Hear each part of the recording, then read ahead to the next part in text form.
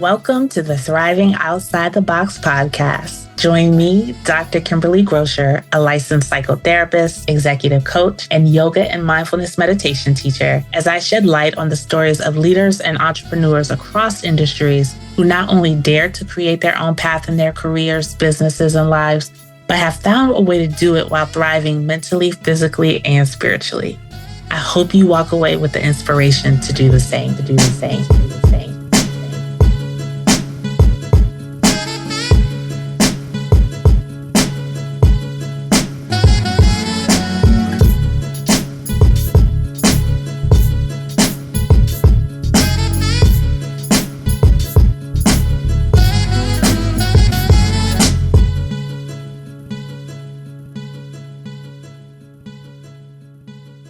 Welcome to another episode of Thriving Outside the Box. I'm your host, Dr. Kimberly Grocher, and I am very excited to have my guest with me today, Naa Adoley Pappoe. Naa, go ahead and tell the people about who you are. Hi, Kim. Thank you so much for having me here. Hi, everyone. My name is Naa Adoley Pappoe. I am an emotional wellness specialist. My focus is in maternal mental wellness, mental health, emotional wellness for women, single mothers, and in stress management. I am also the founder of the Single Moms Club, which is a supportive community of single mothers, and co-founder of Curated Kids Concierge. This is a curated children's event planning company, which is very heavily STEM focused. Amazing. So tell us a little bit about how you got where you are today. What was your road to the Single Moms Club and Curated Kids Concierge? I started, Kim and I go back, right? And I had started in a space where on the psychotherapy track, and there were some changes that were made, as we all know. I am an LMSW. I don't have my clinical license yet, but I wanted to offer in some degree myself and my expertise, my know-how. I couldn't do it in the traditional sense of the word. And so I branched out and I provide emotional wellness support. Now, Single Moms Club, just kind of like the practice that I have, was birthed out of lived experience meeting need. It's this very weird intersection in my life. So with the emotional wellness, infertility counseling, I didn't say that before, forgive me, maternal mental health. And this is fueled greatly by my journey, my own lived experiences and wanting to sit and have space held for me by someone who not only look like me, but also understand my cultural nuances and how they intersect with infertility and maternal mental health. I couldn't find no one. And so that's how my practice was birthed. And with the Single Moms Club, essentially what was happening there, I am a single mom and I'm having all these conversations, right?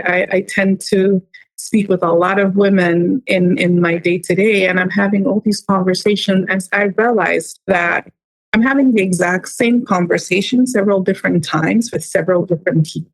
The exact same. The needs were the same. The stress points were the exact same. The joys, the highs, the lows, all the exact same, but they're siloed. The conversations were siloed. And so I started to say out loud, I just had the same kind of conversation with somebody else. I just had the same kind of conversation with somebody else.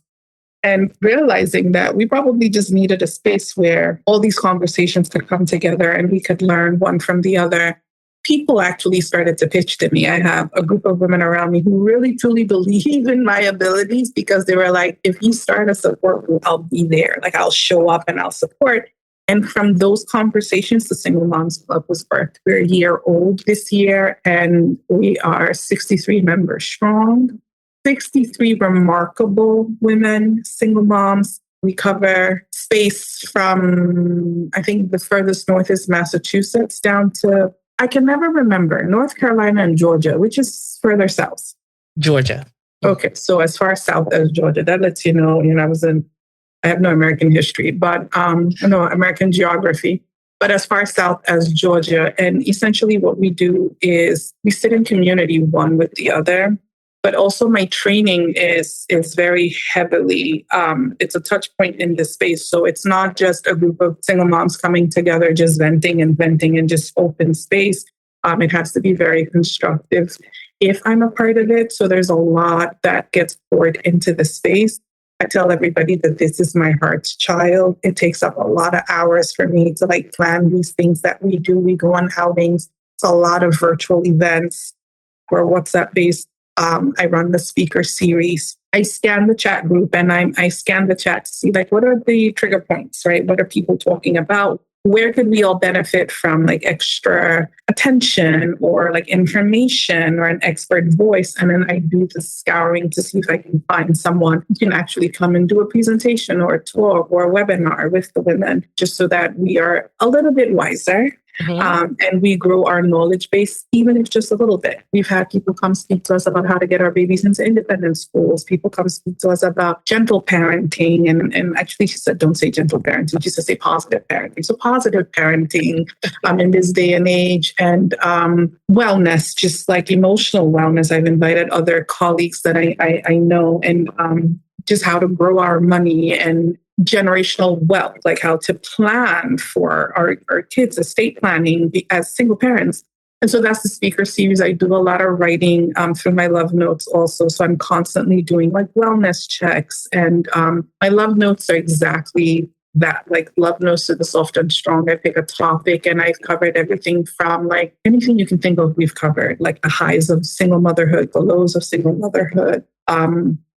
And I'm writing and posting that every Sunday in the chat, and the women are lapping that up. And again, we're just sitting in, it is such a beautiful thing to sit amongst a group of people who are like-minded and who, even though parallel, are walking pretty much the exact same journey as yourself. It's magical. And the children are bonding. Right. There's a lot of us who were single parents, just single children. Is that how you point it? We have just one only children, one kid. So now they have this big extended cousin group. And the kids get to see their mothers be picked up. They get to see their mothers pick other people up, lift other people up. And I think just all around it's empowering. If you're able to sit in community, you're the better for it. And if you're the better for it as a single mother, your child is the better for it. So that's the thing. I can go on and on. So please. So let's pause here. Let's pause here. Let's pause there. Yes. And I know I wanted you on the podcast because I just love how you have developed this, right? Like you said, from that intersection of your lived experience, but also recognizing a need. And also, this is something that's outside of the box in terms of even just being able to put this together to this extent. And I know we've talked about social work journeys and licensure and things like that. And so I think that getting a license for a lot of people is kind of inside the box, So I go to school, I get my license, then I do this thing, then I start a private practice and I'm doing therapy. And, to a certain extent, obviously some people feel like that's not in the box for them. But we know that the licensing journey is its own journey. And you have found a way to do this work, but in a very personal way, right? Because this is not a therapy group. No. This is not just a support group. You have created a community of women. You have created a family, essentially, of women. And you've done this while you're dealing with your own life. You're working a full-time job, 2 jobs. You've got 2 jobs. I got 2 jobs. So how are you doing this? Till you said it, I didn't even realize that it's outside the box. I see it because you're absolutely right. I was on that typical trajectory, right? Still on it, but still finding ways to utilize the skill sets that I have developed over the course of my career and pouring back, right? Giving of myself. How do I do it? It is, Single Moms Club does not feel like work. It does not at all feel like, I don't know how else to explain it outside of it's my heart. It makes my heart sing, right? I say that my job is done when, even if I've touched one person. If I post something, and it's all very wellness focused. Life happens. We're here. How do we make the best of it? Life is going to keep throwing us these curveballs. We're not just responsible for ourselves in the moment. We're responsible for life, right? New life, beautiful life. How do we keep that beautiful light burning? How do we not become this stereotypical people that everyone thinks that we should be just because of the cards that life dealt us, right? How do we keep our kids from becoming that quintessential single mom child where, sometimes you see some people, you can just tell. My automatic thought right there is it's my life's work. I have not sat with that, so I don't even want to, it just popped in my head. But it does not feel like work. It doesn't feel like work, and that's how I do it. I'm able to get up every day. It doesn't matter how tired I am. It pours out of me. I did not know that I was a writer. I mean, I could write for days, don't get me wrong, but those are essays, right? But somewhat you called me a creative. I didn't even think of it in that sense, right? To me, it's just, this is something that needs to be spoken about. Let's talk about the emotional labor, the unseen labor. Let me say something. Let me edit it out, put it in a little paragraph and post it. And I'll see all these hearts going. And I'm like, okay, it resonated. My job is done. That's how I do it. That's how I do it. I'm sitting here smiling. I know this is still audio, so I'm just sitting here beaming and smiling because I've been privy to some of your journey. Mm-hmm. And I'm just so happy for you. But okay, but aside from that, what gave you the gumption, as my grandparents would say, right? What gave you the gumption to even do this? Life. And I know it sounds cliche, but I did not know where it was going to go. Mm-hmm. Fear, as you know, can be crippling, mm-hmm. and I'm not immune. There's some things that I worry about, are they okay? These things come up. But I remember, again, right before I launched, the idea was, I'm going to say, sold to me, right? The people that I was talking to, and I kept saying, so this is what I mean when I say life. I'm living my life, and it kept coming back to me. I'm going about my business, and it kept coming back to me. I'm talking to this one, and here goes that idea again. One or two, okay. But after 2 or 3 or 4 different people who don't know each other, I'm talking to each other, are saying the exact same thing to you, got to pay attention now. Because at this point, these people are being used, right? And I say that I am in my obedient era. Mm-hmm. Not a lot of disobedient stuff. I'm in an obedient era. And so I was highly, acutely aware that it kept coming back. Mm-hmm. And I had teased the idea myself, but I never let it was a bud. I never let it flower because, again, one of the biggest things that I have battled is this imposter syndrome. Somehow it always just creeps up. So I'm like, what if no one knows to listen to anything that I have to say? Mm-hmm. And someone said, I'm listening. And you're telling me that other people are listening, right? And they're telling you the same thing that I'm telling you. Just start it, will show up. And so I closed my eyes and I created a thing, and it had been sitting in one of my ChatGPT folders for a very long time. Mm-hmm.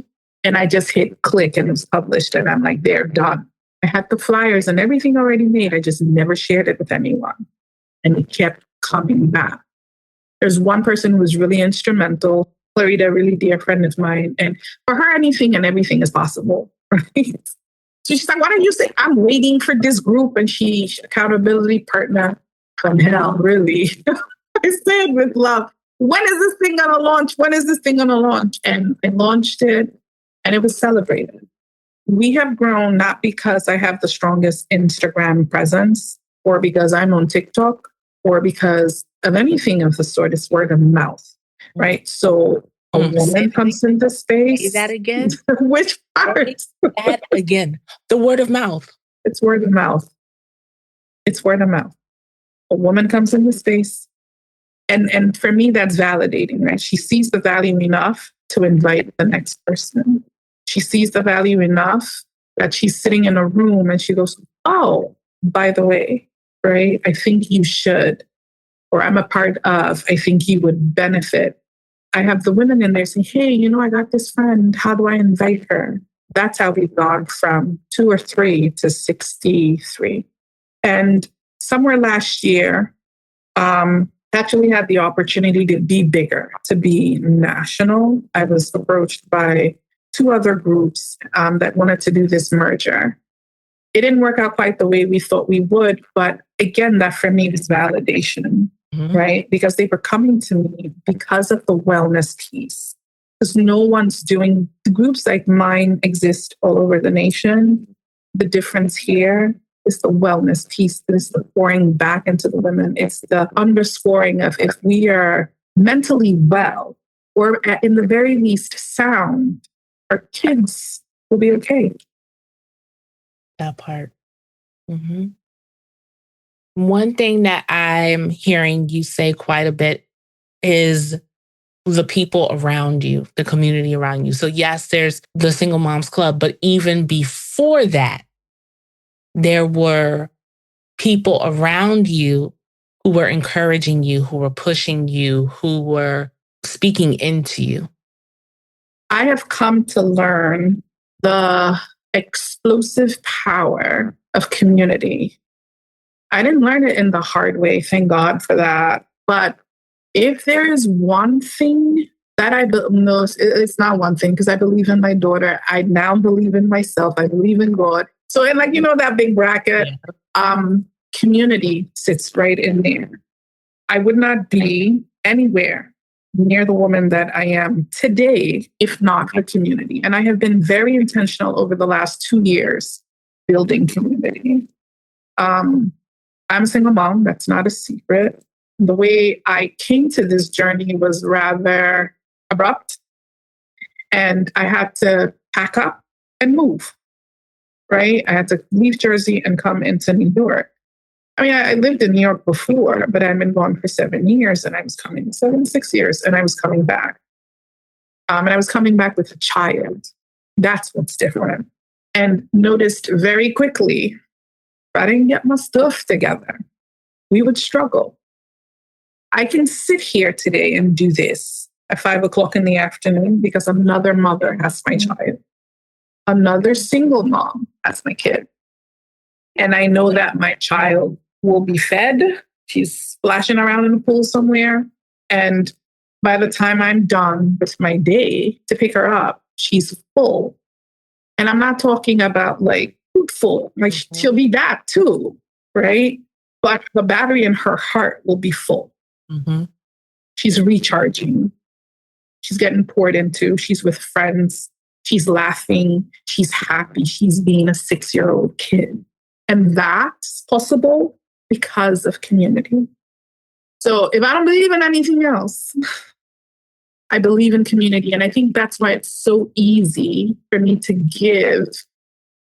So this is so cathartic for me because I don't think I've thought about it in the manner in which I'm having to think about it, to speak about it. But it's why it's so easy for me to give so freely of myself to this group because I understand. I understand the power of community and I want it accessible. I think it is a terrible day for generations when a single mom cannot find community. Mothers, yes, but a single mom. I think everybody really needs community. The human species isn't meant to live in isolation, but we're not going to go there. For single mothers, it is crucial that you figure out how to get community. And if you can't figure it out, don't just call me. We are definitely putting your information in the show notes. Call me. We're definitely going to have to do a part 2. Definitely. But is there a question, as we bring this to a close, is there a question that you wish I had asked or something else that you feel like someone who's listening, a single mom, or somebody else who's just inspired by your message, is there anything else that you think they need to know or should be taking away? I don't have a question, but this I have a gift, right? To anyone listening, single mom or otherwise, my gift to you in this moment is simply this: breathe. We don't do it enough. I don't think we respect the the power of breath, the energy that it can shift in your body, just inhaling and exhaling. Sigh loudly if you need to. It is so cathartic, and it is so fulfilling to our nervous system. So my gift to you is this reminder to breathe. It's all going to be okay. Thank you so much, Naa. Where can the people find you? Oh, I'm all over, but the easiest way to locate me, I literally am all over, you can find me on Instagram. The Single Moms Club's on Instagram. I'm on Instagram. The Single Moms Club is I Am Single Mom Supported. There's a podcast in the works, so that's going to launch soon. Same name, I Am Single Mom Supported. One word. And for me, you can find me personally at Naa Pappoe, LMSW, also on Instagram. Thank you so much. And of course, I'll be putting that information in the show notes. Thank you so much for gifting me your time. No, you're most welcome. Thank you so much for having me here and for pointing out that I'm doing the damn thing. Yes, you are. And you have for a long time. Like I said, we'll be having a part 2. Thank you all for listening. Tune in next time.